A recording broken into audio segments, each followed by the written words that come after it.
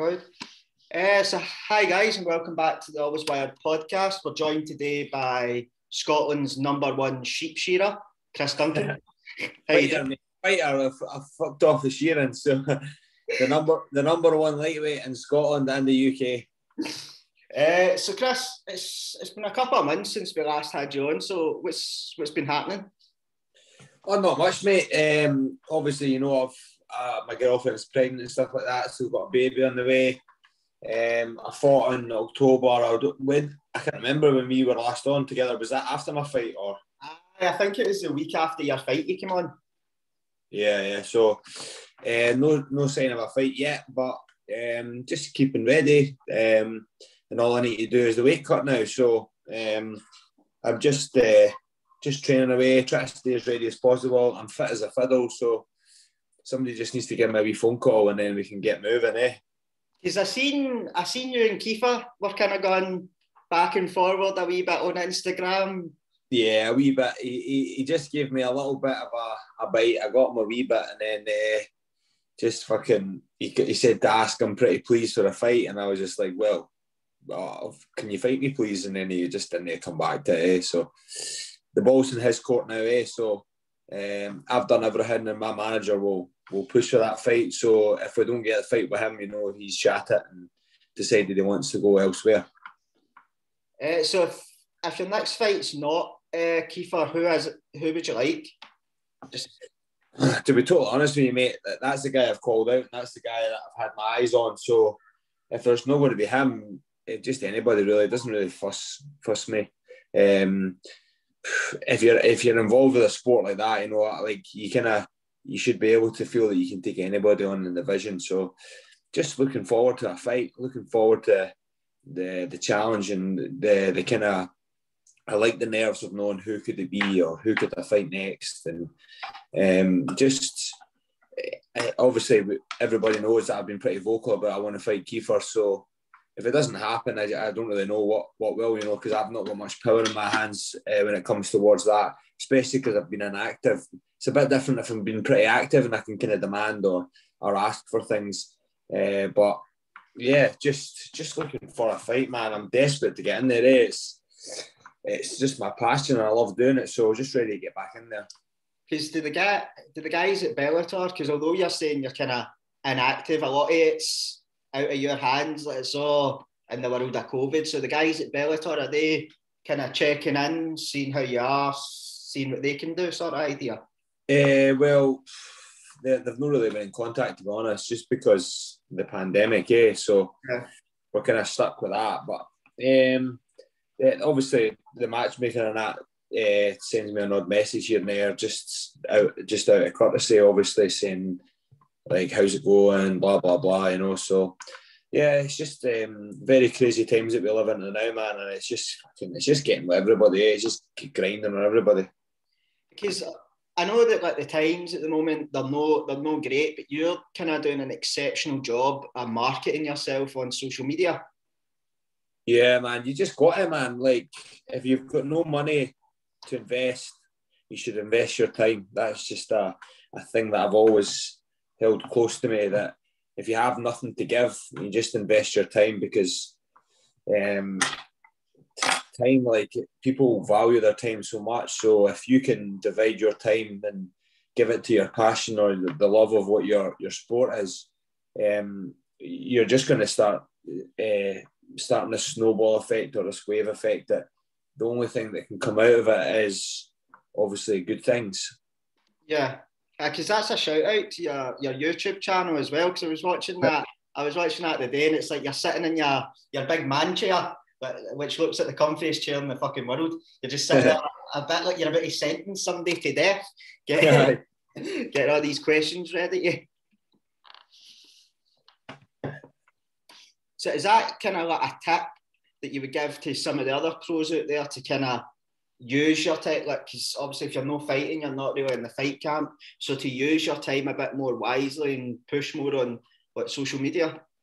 Yeah, definitely, man. You can't fight 7 days a week, 365 days of the year. So it's good to invest your time here and there, just to make sure there's a little bit of income, or even if you know, like Instagram or Twitter or whatever, you know, they all have a kind of marketing ploy to them, you know. So if I've got, say, for instance, got 1 million followers, people are going to be interested in my profile. So building that up over time is important. And people see that and think that's where I could market my products. So that's a very, very important tool for the future. Because like you've been obviously training a lot during COVID. How have you felt that's went? What's been like the biggest impacts to your like daily training life? Training's been good, man. It's just the motivation to really put the foot down and push isn't really there at the moment because there's no end goal in sight. But maintaining and holding what I have just now and working on other things that maybe I wouldn't get a chance to work on outside the fighting, whether it be strength work or playing a little bit on my diet and doing this and doing that. It's been really good, man. So just, like you said, using your time elsewhere because as you say, you can't, as I said, sorry, you can't fight 7 days a week. So I've been trying different things and enjoying life and spending a bit of time with my family and doing this and doing that. It's just, this all comes kind of, it's like I wouldn't say a break, but a little bit of a off the gas, because I've been on the gas since my last fight, really. And about last month or this month, I've been kind of slowed down a wee bit because I've obviously heard that June's going to be the time that everything starts to open up again and all that sort of stuff, and everybody's desperate to get to the pub, and I just want to batter some cunt. That's all I want to do. You did touch a wee bit on like your girlfriend and that there. How's she getting on? She's due quite soon, isn't she? Yeah, she's probably due in about 9 weeks now. So we're over the last leg. So we're just touching go. The baby could come anytime now. So you've swapped one fight camp for another. Aye, pretty much. Aye, definitely. Oh shit, I forgot what I was saying there about the training. So Bellator's been looking to expand a lot more recently. Like they've signed the likes of Yoel Romero, they've signed the likes of Rumble Johnston. So it must be a really exciting time to be involved with Bellator. Definitely, man. You know, this company is obviously starting to branch out. So the money that they're going to start to pull in is going to be fantastic. So I'm just really looking forward to getting my next fight in and then having a chat with Bellator and see where we go from there, because obviously they're going to have some plans for me, you know, because I know where I want to be and they'll probably have a plan for me as well. So just looking forward to the future. And it's that way as well. They're starting to implement the ranking system. Yeah, that'll be great, man. It gives everybody a target to aim for, you know. Yeah, because that's something I think that the UFC do really well. Like they've kind of got the ranking system, and it shows you essentially who the top 15 guys in the promotion are, and it gives the guys that are there something to aim for, and the guys that are there something to aim above. So I think that's a real big step in the right way for Bellator. Yeah, it gives you a good reference point, doesn't it? Yeah, absolutely. And what Bellator seem to be doing really well as well, it's got a big, everyone gets so excited about it, is the tournaments. Yeah, it's good fun, that, man. I'd love to fight a couple of times in one night. Well, they don't do it in one night, but over the course of like 6 months, you know, it'd be great, man. I thrive on, what's the word I'm looking for? I thrive on like the drive and like obviously the ups and the downs of fighting, you know. So when I'm on a high after the fight, I use that as motivation to want to get straight back in there. Do you see your future remaining in the 155-pound division? Yeah, definitely, man. It's a tough old cut, but I'll still be able to manage it, you know. And welterweight's always going to be there, you know. Just maybe if I feel a bit lazy or whatever, you know. But obviously, I need to stamp my name in that lightweight division before I can start saying, right, I want to fight at welterweight. You know, you need to earn your spot. Yeah, because it must be quite exciting as well, because it's like across the board in every organisation in the world, it always seems that the 155-pound division is always stacked to fuck. But it seems that it's just insane. Yeah, there's a lot of good guys, you know, and it's kind of the natural weight, or it's kind of that in-between weight between welterweight and featherweight. You know, that's the kind of the average sized man across the board. So there tends to be more of a pull from those different people. Do you think something that would maybe put you off getting up to welterweight is Ross? Because obviously, like, you and Ross are like really good friends, and if you got to welterweight, it increases the chance of them trying to put you through the gear. Yeah, but they would ask us to go together, and we just would come to an agreement that we're training partners and just say, nah, you know, we don't fight each other. That's that people come up with, say that, oh, you need to fight him, you need to fight him. That's not the case, you know. You actually get a choice. They don't force you to fight anybody. But obviously they'll take into consideration, you know, if you're being a little bitch and you're not stepping up to the game. But I don't think they would ever say, obviously we train together, so I don't think they would ever put that on our lap. I don't think they would ever say that, because it would be pointless, because they know that because we're training partners, we'd turn it down. Yeah, because the reason I was saying that is because it's, well, obviously your goal at the end of the day is to be like a Bellator world champion. And I think in 1 or 2 fights, 2 or 3 fights, Ross will be a Bellator world champion. So I think if you were to jump up, that would just, I don't know if that collision course would just be, but just there. At the end of the day, people think fight like a kind of personal thing, which it isn't, you know. So, you know, I have no doubt in my mind that if it really came to it and we were offered enough money to fight each other, I'm sure I'd fight anybody, you know. I don't take it personally. I don't take it. It's just like playing rugby at the weekend. I've just been so used to being in a match, as you like, you know. So I don't think there needs to be any animosity between the two people. So these things can be possible, but obviously Ross is a training partner, so it's a no-go area for me at the moment. Yeah, that's absolutely fair, because the reason that was coming into my head is just because what we've seen over the last couple of weeks with like the likes of Kamaru Usman and Gilbert Burns. Yeah. Because those two, that fight get made, and it just seemed to cause a lot more issues and maybe with them two than it was worth. Just exciting. That's why sometimes, you know, these two guys, everybody knows them. And to be fair, those guys are the 2 best guys in that division, I feel. So it was just a good fight to make. And they're all friends after it, as you've seen. So I don't see why that would be a problem. So see, like, with the whole kind of COVID thing, that you're obviously, you're quite well known. Like, you've got your gym's in Stirling, shit, like. Yeah. Stirling or Clackmannanshire, you're at your gym's in? Stirling and Clackmannanshire.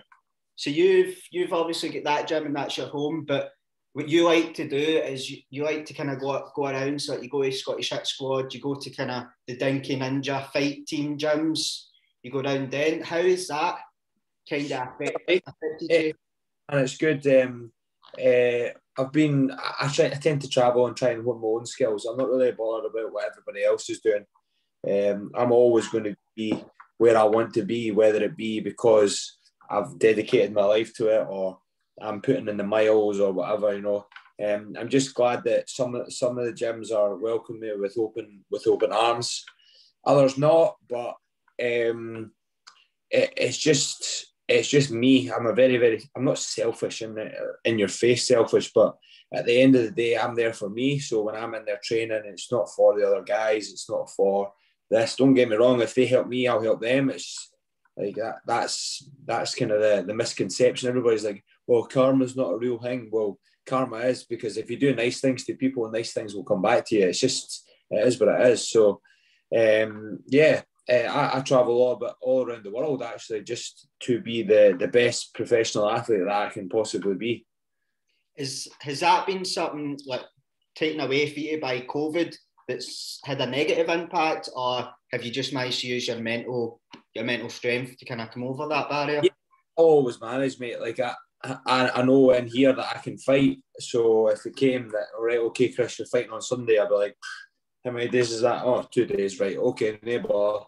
So I would just get myself in the right headspace for that. And, you know, I've done all the preparation and I've done everything I possibly could to have put myself in the position I am just now. So whether it be I'm not training as hard just now because of COVID.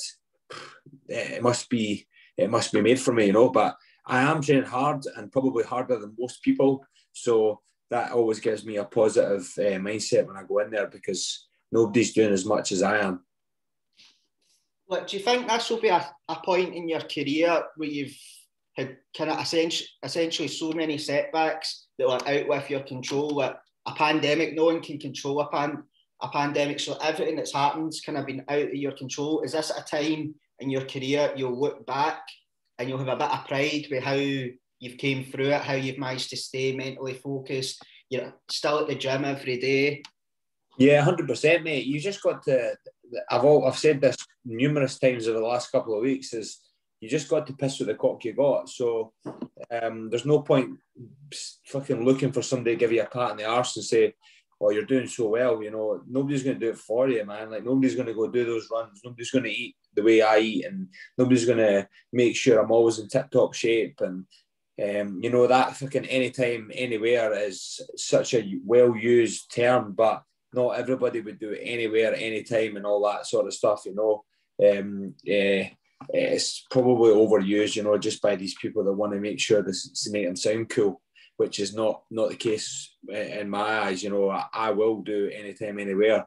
It's in my nature, and that's why I'm never ever unfit. My coach was even saying that to me tonight. I was in the gym and we did quite a hard circuit, and he's like, "You're always fit." He says, "You're always in, you're always doing something." So like, I'm never, like, don't get me wrong, I've put on a few pounds, but I've never been out of shape. I've always been in good shape, and I've always been ready to wrestle, spar, or do whatever. The only time I can ever think about that was when I first transitioned to MMA, and then I had to go away for work and then come back. But I missed like a month. It's like people get injured for longer than that. So what does essentially a normal day look like for you? So like, you're saying you're always in shape. How do you ensure that you're always in shape? What kind of stuff do you eat and do? Well, I can tell you just off the top of my head exactly what I have by the gram, you know. So this morning I got up and I had 2 black coffees with just a splash of milk.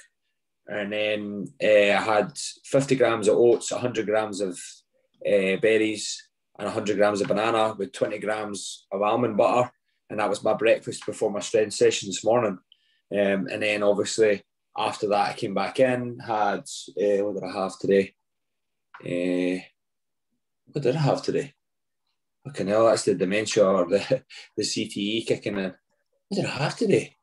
Oh, I had eggs on a brioche bun with bacon, and you know, all these calories are counted. You know, by the end of the day, I would have had 3,300 calories today, just trying to lose a little bit of weight. You know, so all these small things add up by the end of the year. You know, I'm always putting the right fuel in my body and eating the right things. That you don't put diesel on a petrol car. So I want to be running on full steam ahead.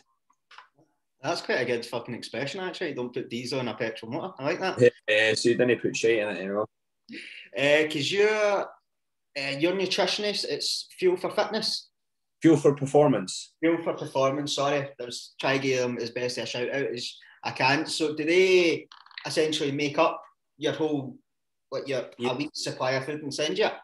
No. What they do is they write up a plan and actually make it all myself. So those guys, big shout out to them. You know, they guys have changed the game and changed the way I think about food. I've got probably an eating disorder, to be totally honest with you. But those guys have helped me out massively, and what to fuel myself with the right fuel, and when not to eat and how much to eat. So those guys they're top notch, and I can't fault them. You know, they're great people, great mentors, all that sort of stuff. So really happy to be on board with those guys.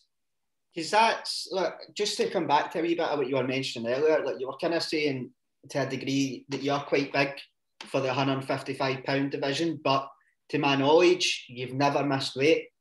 And I think with all the information that's out there, do you think there's really an excuse for people missing weight? Because we've seen a guy, I think it was last weekend, he missed weight. He was supposed to be fighting in, what was it, bantamweight? And I think he missed fighting at featherweight, and then he came in over the lightweight division. Aye, he came in at 157. I was like, shit the bed. Nah, well, the only time that I would ever say that it would be acceptable to miss weight would be if you try, you know, you're that guy that's looking for a contract and you're like, will you take this fight on 3 weeks' notice? And you'll be like, yeah. And then you take it to try and get your contract and then you miss weight. You know, I've seen that before, you know, like guys try to make weight and kill themselves. But then, you know, you try and kill yourself to make the weight and, you know, they end up either losing the fight or they miss weight and then they get fucking dropped for missing weight for the first time. And you're like, was it worth it in the end? But missing weight is probably a lazy thing. I've never been in a situation that I'm not being able to do it because I've always been ahead of the game. But I'm sure there's loads of different things that can happen through a weight cut that you could miss it. I've been fortunate to be on the other side of that. Because have you been with Fuel for Performance? Have you been with them your whole professional career? No, I've been to a lot of people. I've been to people that have given me shit diets, people that have given me copy of diets but I've been with two guys that have really changed the way I thought about my diet. Is the fight dietitian. He does the diets for like Israel Adesanya and all those guys in New Zealand because he's from Australia. I was with him for like 2 or 3 camps and then I went with Jacob not long after. The only reason why I left Geordie was because of the time difference. It was difficult. I needed him on the phone quite frequently. So it was just easier for me to go to Jacob. Is Jacob, is he quite local to be used to? No, he's from Denmark, so he's only an hour. So that's not too bad then. No, definitely not. Because just to kind of come away from MMA for a wee bit, we touched on it a wee bit at the start of the podcast, but you weren't always a professional MMA fighter. You used to be, was it a shepherd? Yeah, I used to be a shepherd, yeah. What was that like? Because it was good, man. It taught me a lot of good stuff. Taught me how to get up early in the morning. Taught me how to work hard.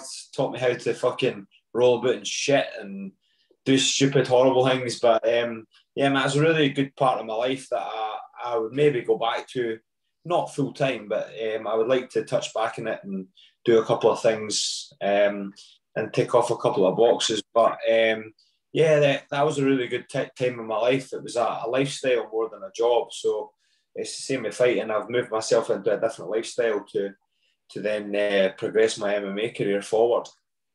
Because that might have had an impact on how well you've done in MMA, because a lot of people say farmer strength. It's a real fucking thing.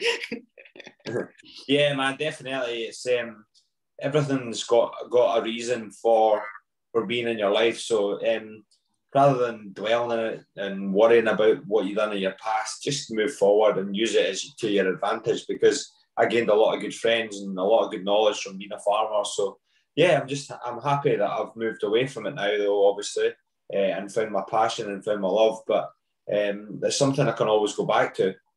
Yeah. Because this is something that I kind of wanted to ask you, because I've been watching a bit of some old Joe Rogan stuff recently, and one of the things he was talking about was like Chuck Liddell, and how Chuck Liddell got a lot of hassle going about the street. And obviously you come from Scotland, which is sometimes a notoriously rough place. Do you ever get any hassle for kind of being an MMA fighter, like guys trying to prove their bravado?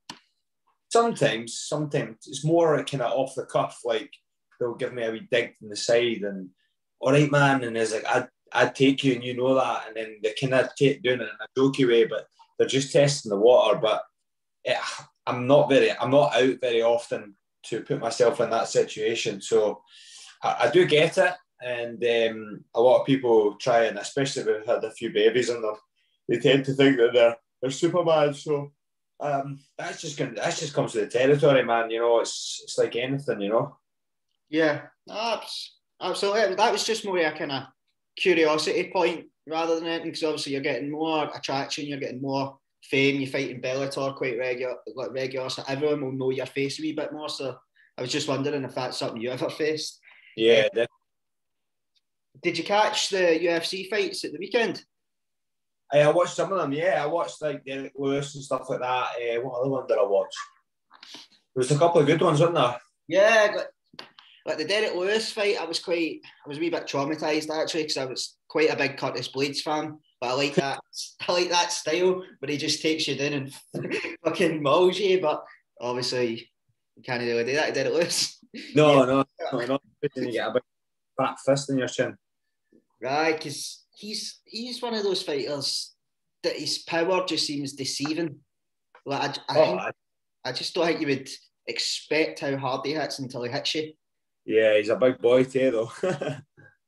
Have you ever fought anyone like that? Like someone who hits deceivingly really hard?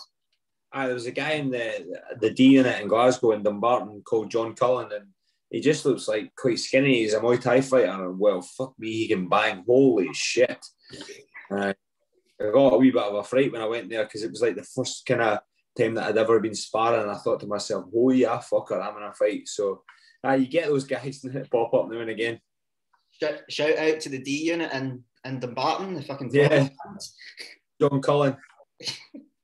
Do you go there often, down to the D unit? Or? I used to. I used to go a lot, and I used to do a lot of training with John Cullen back in the day. But things have changed and things have moved, and there's not very many people my weight at that gym, and just it was good to have John there. And then when he was fighting, so I tend to need to go to different places now, like Team Caliban or American Top Team, to get some real solid, consistent training. It's mainly the consistency that I lack up in Scotland, because there's not many guys in my gym that can push me. So they'll get their time though. They're getting good, and I'm teaching them and I'm helping them, and so is my coach. So it's just a matter of time. But at this present moment, I tend to have to travel.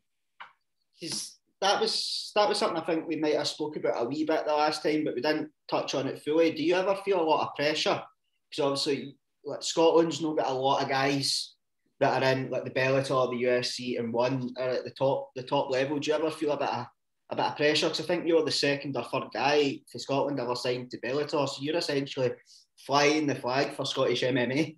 Yeah, well, I was the second signed to Bellator after Chris, obviously. So I don't feel any pressure. It's not like I don't think about it every single day, but I want to do my country proud, and I'm very patriotic in that sense. So at the end of the day, as I said to you, I'm a selfish person. I just want to be the best athlete I can possibly be, and I want to be able to turn away from this sport at whatever age it be, and just be happy for what I've accomplished, whether it be gold, whether it be I put on some amazing fights and I become famous to be like a highlight reel knockout artist or whatever. I just want to, I live a very happy life. I don't give a fuck about money. I don't give a fuck about possessions. I'm a very kind of simple person. I like my family. I like to enjoy my life, and I always use this analogy. Like, it sounds a bit fucking harsh, but if I died tomorrow, I'd be happy of what I've done so far, and that's the way I'm going to live my life for the rest of how long I've got. No, I think what you're saying there, it makes a lot of sense, because what you've accomplished in mixed martial arts, not many people, like the amount of people that do martial arts, it's a very small percentage that will achieve what you've achieved. So in that sense, I think I'd be happy. But a lot of the things you're saying there, it's a really smart way to look at it, because you see a lot of fighters and they get too overindulged with money, they get too overindulged with partying, they get too overindulged with women as well. Yeah. I think the way you're kind of looking at things, where none of that matters to you, I think that'll probably be one of the things that allow you to elevate right to the top, because you've not got these distractions. Definitely, mate, definitely, because all these wee things are going to test you upon the way. So it's being the professional that I am just now that will help me get to the top. Yeah, because one of the things that people always come up with is, what's been your hardest fight so far? Hardest? I've not had that. Like, I've not been in like an absolute barn burner and I've been like just about knocked out or whatever. Yeah, I'm sure it'll come.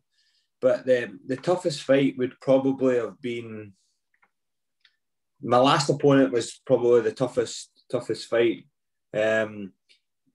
physically and mentally, because, you know, my opponent changed like 3 or 4 times within the last 3 weeks of me going to fight. So I've never had, like, you've obviously seen most of my fights, you know, I've never had that many barn burners, just because nobody's had the chance to hit me hard back yet. So you know, it's mainly the preparation that tends to take its toll on fighters anyway. But fingers crossed we get that guy that's going to stand in front of me soon. Do you think Kiefer will be the guy? Really? Yeah. Well, like a fucking chicken. I'll pop this on the Instagram page, see if he replies. Aye, definitely. So probably the last question that I'll ask you is, when are you expecting to see Bellator at the Hydro? Mate, Bellator aren't even doing shows in Europe yet. You're asking a silly question. Oh man, just I don't know, mate. As soon as this COVID can fuck off, the better. I think they're really struggling because obviously they're trying to get in arenas and blah blah blah. So it'll be a tough one, man. It'll be. I don't think it'll be this year at all. I think it'll be next year, to be totally honest with you. Was it something that was ever spoke about before the whole kind of COVID thing? Was it ever in the pipeline? Nah. Well, I'd never heard of it anyway. You know, it's just us guys have got to push it. It's not. I don't think it's just as simple as like booking a taxi or that. I think there's a fair rigmarole that goes around about it, and I think you need to have a contract and all that sort of stuff. So I think we're a long way away from it, but with the growing talent that's coming through, I think we could definitely do it. No, absolutely. With the amount of really good Scottish guys that are on Bellator, I think they could definitely make a really good show. Definitely, mate. Definitely, 100%. And it seems that any time Bellator puts something up about where the next show will be, there is a sea of angry Scotsmen, mostly me, replying the Hydro. Aye. Yeah, man, that's what we need. We need fans. We need people that are interested in MMA. We need people that are just passionate about the sport to push, because they do take into consideration that the fans want stuff, because that's who they're trying to please at the end of the day. That's who's spending their hard-earned cash. So, yeah, definitely. You know, it's good that people post about it and get a bit of traction behind things. Yeah, no, absolutely. No, don't worry, I'll keep badgering Scott Coker every day until he fucking blocks me. It's all right, I'll get you the Hydro, it's fine. Till you get his phone number. That's it. I know a couple of guys that might have it. We'll go. So last question, Chris, before I let you go. I know it's late. Where do you see yourself in 5 years' time? Or where do you want to be in 5 years' time, should I say? I don't heavily think about it. I want to be successful and I want to get as many fights in as possible. At the end of the day, man, I can't fathom how much I love this sport and I love competing in this sport. I wish the weight cut wasn't there, but that's just a thing that comes with it.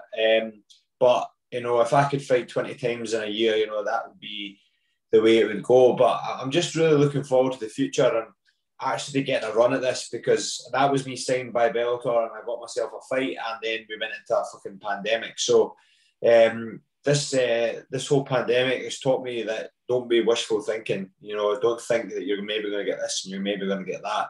You're just going to have to get out there and work for it yourself, because nothing's handed to you on a plate. So, yeah, as I say, I'm just looking to be as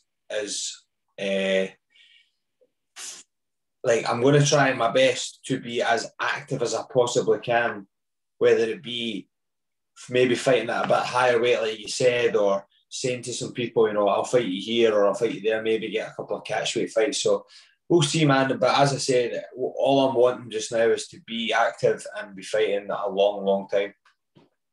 I think that's all you really can ask for, because how does your weight cut actually look? Like, what do you do to cut weight, just for any aspiring martial artists out there that want to know how to cut weight properly? So probably about 8 to 10 weeks out, I would start my diet and I would slowly bring down my body fat to maybe down to about between 6 and 8% body fat. And Then I could do the final cut, and then obviously you've seen all that stuff. It's in the sauna and the salt baths and all that sort of stuff. So it's not pretty, and it's not fun, and it's very difficult, and you miss out on a lot of social aspects of your life. But the reward after you win and after you've cut the weight is fantastic. So it's unimaginable how good it feels. It's such a good feeling to be able to make weight and fight the next day.